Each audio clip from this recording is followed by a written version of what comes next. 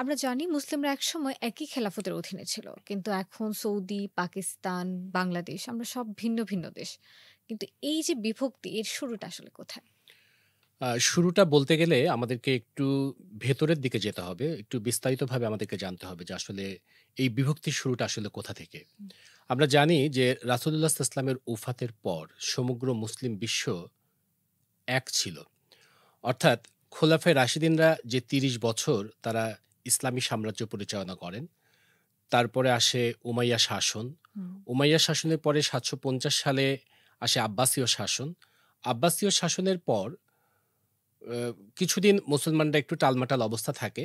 তারপরে আ প্রায় ১৫০০ শতকে উসমানীয় শাসনামল চলে আসে এবং তারা প্রায় ৪০০ বছর তারা আ একত্রিত থাকে এবং মুসলিম উম্মাহ তারা সবাই আমরা সবাই মুসলমান এই স্লোগানে তারা একত্রিত থাকে এবং তারপরেই যখন আ তুরস্কের যিনি আ প্রতিষ্ঠাতা কামাল আতাতুর্ক তিনি এই ইসলামী খেলাফত তিনি বিলুপ্ত ঘোষণা করেন এবং এটা হচ্ছে ১৯২৪ সালে।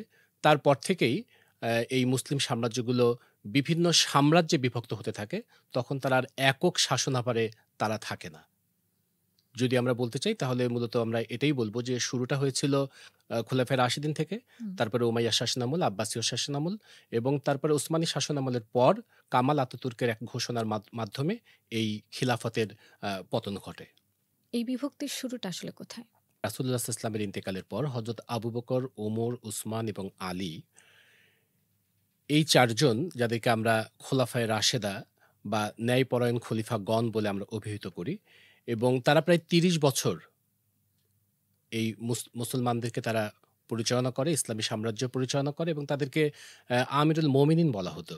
এবং তাদের সময়ে আপনি নিশ্চয়ই জানেন যে হযরত ওমরের সময়ে এই মুসলিম সাম্রাজ্য মদিনা থেকে বিস্তৃত হয়ে আফ্রিকা, ইন্দোনেশিয়া, আন্দালুস আ ছাড়িয়ে গিয়েছিল। অর্থাৎ মুসলিম সাম্রাজ্য বিস্তৃত হতে শুরু করে খোলাফায়ে রাশেদার সময়কাল থেকেই। খোলাফায়ে রাশেদার পর খিলাফত কোন দিকে গেল? খোলাফায়ে রাশেদের পর ইসলামী শাসনকেন্দ্র মদিনা থেকে আম চলে আসলো দামেস্কে এবং হযরত আলীর মৃত্যুর পর আ মানে হযরত আলীর সময়কাল থেকেই মুসলমানদের ভিতরে বিভিন্ন রকম ঝামেলা শুরু হলো। আমরা জানি যে সেখানে সিফফিনের যুদ্ধ হলো, উসট্রের যুদ্ধ হলো। এরপর মুয়াবিয়া আসলো। সেখানে হযরত আলীর ২ ছেলে হাসান হোসেনের কাহিনী আমরা জানি এবং তারপরে মুসলমানদের খেলাফতটা অনেকটা টালমাটাল একটা পজিশনে চলে গেল এবং সেখান থেকেই মূলত উমাইয়া রাজবংশের উত্থান এবং উমাইয়ারা যেটা করল সেটা হচ্ছে যে ইসলামী শাসন কেন্দ্রটা তারা মদিনা থেকে নিয়ে চলে আসলো দামেস্কে এবং উমাইয়াদের সময়ে তারা আমাদের এই খেলাফতটা বিভিন্ন মানে পৃথিবীর বিভিন্ন দেশে তারা ছড়িয়ে পড়ে এবং তারা আন্দালুসিয়া, স্পেন, তিউনিসিয়া থেকে শুরু করে মধ্য আফ্রিকার বিভিন্ন দেশে এই খিলাফতটাকে তারা বিস্তৃত করে এবং একসময় তাদেরও পতন হয়। তাদের পতনের পর কারা এলো শাসন ব্যবস্থায়? সেটা আবার একটা মজার ইতিহাস। ৭৫০ সালে আব্বাসীয় বিপ্লবের মাধ্যমে উমাইয়া শাসনের পতন হয় এবং আব্বাসীয়রা তারা দামেস্ক থেকে ইসলামী শাসন কেন্দ্র তারা বাগদাদে নিয়ে চলে আসলো এবং বাগদাদ ছিল সেই সময়কার ইসলামী সভ্যতার তীর্থভূমি এবং হুম। সেই সময় আহ, ইসলামী শিক্ষা, ইসলামী সাহিত্য, বিজ্ঞান, দর্শন এগুলো আকাশচুম্বী উচ্চতায় চলে গিয়েছিল এবং আপনি নিশ্চয়ই জানেন যে আল বিরুনির কথা, আল খাওয়ারিজমির কথা, ইবনে সিনার কথা, যারা ছিল সেই সময়কার যুগ শ্রেষ্ঠ বিজ্ঞানী এবং সেই সময় শুধু সাম্রাজ্যের দিক থেকে না, জ্ঞান, বিজ্ঞান, সভ্যতা, দর্শন, ইতিহাস সব ক্ষেত্রে মুসলমানরা সারা পৃথিবীকে সে সময় ডমিনেট করেছিল।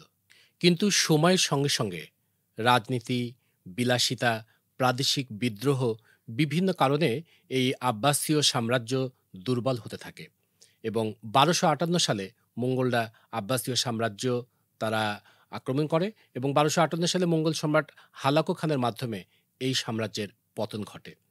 ইসলামের এই যে প্রতিটি অধ্যায় অর্থাৎ সেই খিলাফত থেকে শুরু করে উমাইয়া, আব্বাসীয় প্রত্যেকটা অধ্যায়েই তারা চেষ্টা করেছিল ইসলামকে একটি অনন্য উচ্চতায় নিয়ে যেতে এবং সেই ক্ষেত্রে তারা কার্যকর ভূমিকা রেখেছিল। স্যার এই যে বললেন খেলাফতের অধ্যায়, এই অধ্যায় শেষ হয় কোথায়? এই অধ্যায়টা শেষ হয় উসমানীয় খিলাফতের মাধ্যমে এবং উসমানীয় খেলাফত তারা রাজধানীটা নিয়ে চলে আসে তুরস্কে এবং সেই সময় অর্থাৎ প্রায় ১৫শ শতাব্দী থেকে প্রায় ৬০০ বছর এই মুসলিম উম্মাহ তারা একক শাসনের অধীনে ছিল। এর ভেতরেই আ শুরু হয়ে যায় ১ম বিশ্বযুদ্ধ। অর্থাৎ ১৯১৪ সালে ১ম বিশ্বযুদ্ধ শুরু হয় এবং ঠিক এই যুদ্ধের আগ মুহূর্তে আ আরব জাতীয়তাবাদটাকে উস্কে দেওয়া হয়। অর্থাৎ আ আগে ছিল আমরা সবাই মুসলমান। এই পরিচয়টাই আমাদের ছিল। কিন্তু এর ভেতরে যে জাতীয়তাবাদটাকে এমনভাবে ঢুকিয়ে দেওয়া হয় যে মুসলমানের জায়গাটা দখল করে আমরা তুর্কি, আমরা আরব, আমরা পার্সিয়ান এইভাবে মুসলমানদের ভিতরে একটা বিভক্তি টেনে আনা হয়। ১ম বিশ্বযুদ্ধে উসমানীয়রা তারা জার্মানির পক্ষাবলম্বন করে এবং আপনি নিশ্চয়ই জানেন যে জার্মানীয়রা ১ম বিশ্বযুদ্ধে পরাজিত হয়। এই পরাজয়ের মাধ্যমে উসমানীয় সাম্রাজ্যেরও পতন ঘটে এবং সেই সময় আ তুরস্কের যিনি প্রতিষ্ঠাতা ছিলেন, আপনি জানেন যে আধুনিক তুরস্কের প্রতিষ্ঠাতা কামাল আতাতুর্ক, তিনি বিশ্বাস করতেন যে আমরা যদি ধর্মটাকে সব ক্ষেত্রে প্রাধান্য দিই, তাহলে পশ্চিমা বিশ্ব যারা ডমিনেট করছে, সেই জায়গা থেকে এই মুসলিম উম্মাটা পিছিয়ে যাবে।